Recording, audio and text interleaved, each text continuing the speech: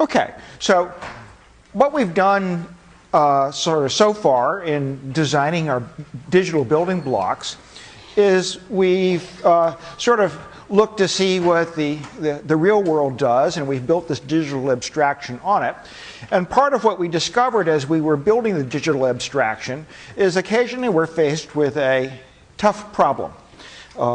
We need to decide if a particular voltage represents a 0 or 1, or in the case of as we can see over here on the for the latch, we need to sort of figure out what value to remember in our positive feedback loop. And in order to sort of avoid difficulties, we've invented some rules in terms of, we had digital signaling rules that had a forbidden zone where we didn't require our hardware to actually make a decision for a certain range of voltages. It wasn't that it had to make a decision, but it could decide whatever it wanted. It actually didn't have to make any decision at all. And that's a subtle distinction which will be important today. And then over here what we did is we noticed that if D and the clock signal changed too close together, there was some possibility that the latch might misbehave, or the register might misbehave. And so we invented the dynamic discipline, which was a set of rules involving setup and hold time, which required the D input signal to be stable for a certain window of time around the rising edge of the clock. So as the clock changed, we never had to face a situation where D is changing at the same time. Gosh, what value should I remember? So if we follow those simple rules, particularly if we follow the dynamic discipline in a sequential circuit that has both registers and combinational logic, well, can we guarantee that things always work?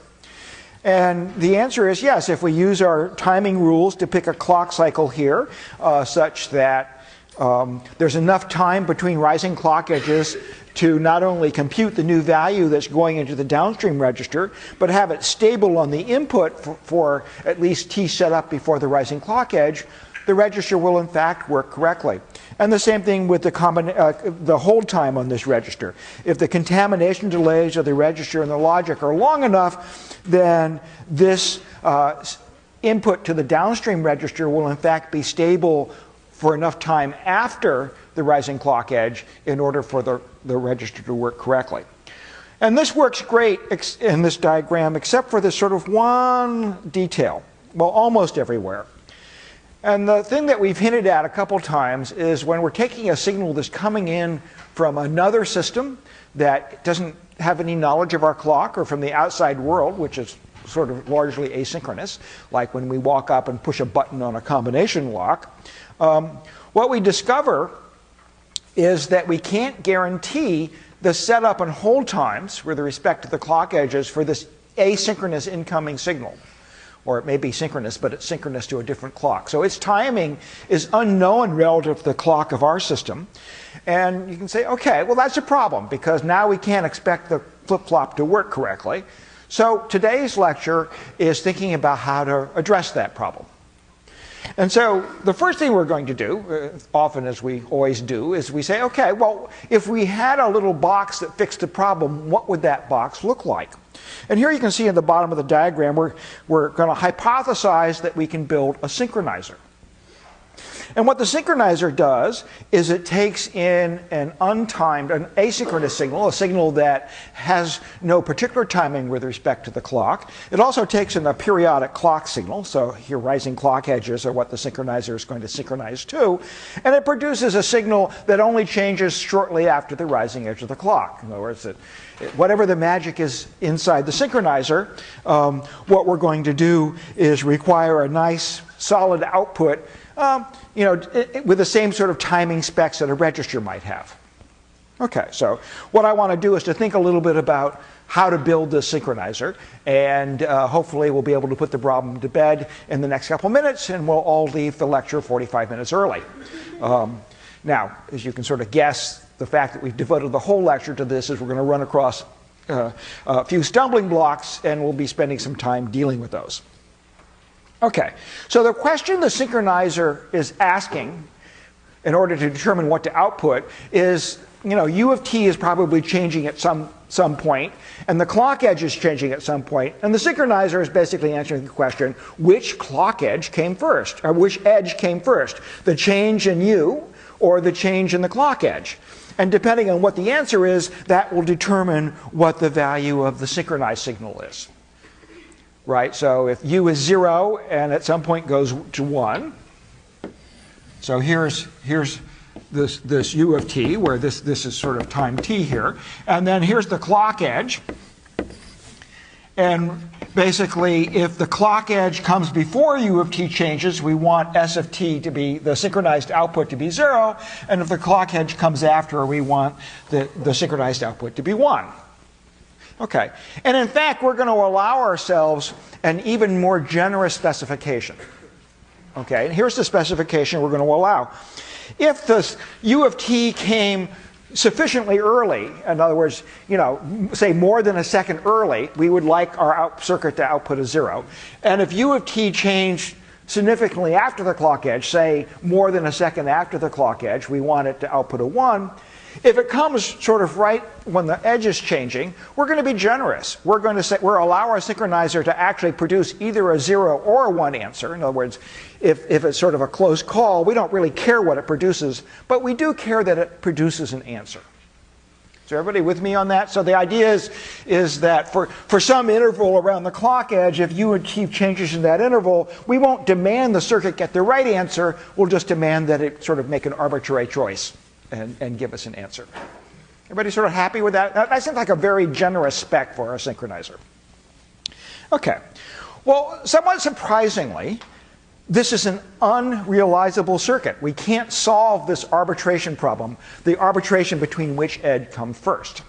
So for no finite values of either how long we're going to give the circuit, to make the decision, and this sort of little error window where we don't care what decision it makes, we cannot build a circuit that will actually solve this problem.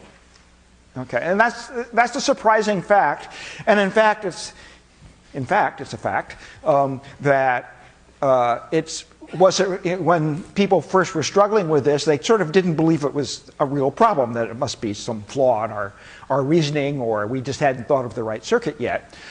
The moral of today's lecture, I'll spill it out early, is in fact that, and I'll try to make some arguments as to why you should believe me, is that this arbitration problem is in fact real, that we can, the fact that it's unsolvable is real, and the best thing we're going to be able to do is to come up with a circuit that within a certain probability will work correctly. Now we can make that probability very, very high, it only fail once in the lifetime of the universe sort of thing, and you can sort of say, well, that's probably good enough.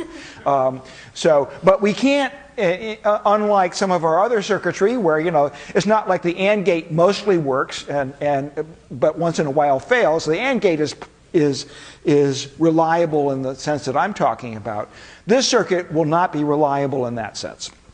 Okay, so we're going to start our journey down and see if we can figure out what's puzzling about this. And here's the problem. The problem is we don't have a forbidden zone in our mapping. Our problem is that we have, on this axis down here, what I've done is sort of showing you sort of the difference between the time of one edge and the time of the other edge. And the idea, so here we have two signals coming in, and we're supposed to decide between them. And what we want to do is to map this continuous variable, which is the time between the two edges. So it goes from really negative to 0 to positive. We're trying to map that into a discrete value for all possible values of the difference between and the time between the two clock edges. In other words, what we're trying to do is to draw a graph that looks like this. We're not particularly picky about what choice gets made in this little gray region when we're within epsilon of when they're they get the two edges are close together. But we do ask that a choice be made. And our difficulty is that whenever I propose a mapping like this, where I'm taking a continuous variable and mapping it to a discrete variable, I need to allow the hardware some amount of, some leeway and say there's a range in which you don't actually have to produce an answer. So the surprising part about this specification is actually this last line. the line that we thought was being excessively generous, saying, look, if they're too close together, you don't actually have to decide which one came closer, but just choose one. The problem is that we're actually requiring it to choose one. So what's going to be hard is that in bounded time, in other words, if I give you a specific period of time in which you have to sort of make this synchronizer work, within 1 second of the edges, you need to tell me, what the answer is. I can't actually build such a circuit. Now, if you give me unbounded time, I can do it. But in other words, if you're willing to wait forever for the answer, or for an arbitrarily long time, but if you give me some bound on the time that you're willing to say, look, within 1 second, okay, I have two Jeopardy players, and they're both pressing their buttons, and I'm interested to know which Jeopardy player gets to answer the question. Okay, and I would like to know within 1 second, please. Okay, that we cannot do with 100% reliability. Then Alex Trebek, I guess, guesses. Okay, so, all right. So just keep in mind, so this is the sort of the essence of the problem, mapping a continuous variable to a discrete value.